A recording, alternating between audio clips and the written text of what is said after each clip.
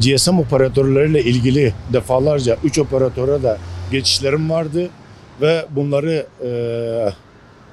gerek yan kolları ya da birimle ilgili olan faturaları yatırmaya gittiğimizde bu fiyat artışının neden olduğunu sorduğumuzda biz de bilmiyoruz. Sadece şirket fiyatları değiştiriyor ve fiyat değişimine ben bir şey demiyorum.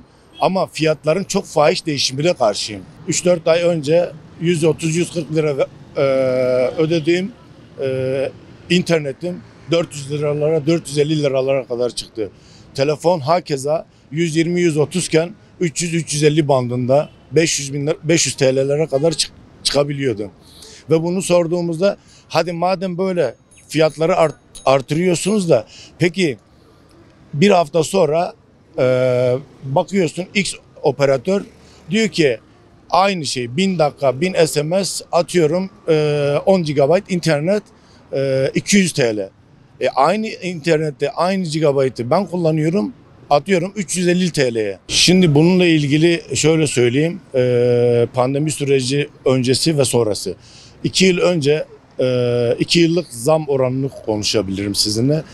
Takip ettim çünkü 2 yılda maaşlara %210 zam gelirken GSM operatörlerine %500 oranında zam yapılmıştı. Ve bu zamları kimler belirliyor? Hangi mekanizma denetliyor? Denetleme mekanizmasıdır.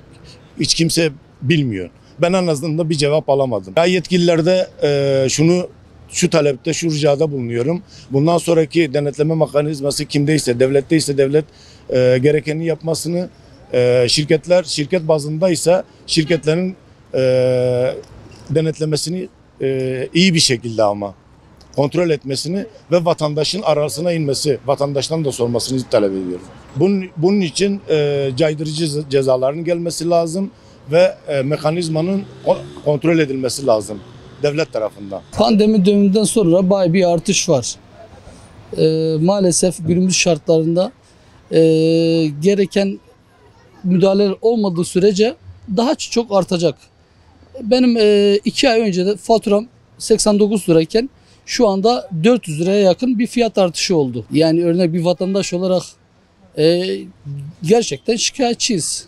Ya diyor, belli diyor mesela bu işi ekonomiye bağlıyorlar. Ondan sonra diyor ki biz bundan dolayı artış yapıyoruz diyorlar. Evet yani maalesef her evde şu anda 2-3 tane de telefon var, öğrencisi olan var vesaire. Yani bu artış iyi değil bence. Yardımcı olsalar biz halka daha iyi olur.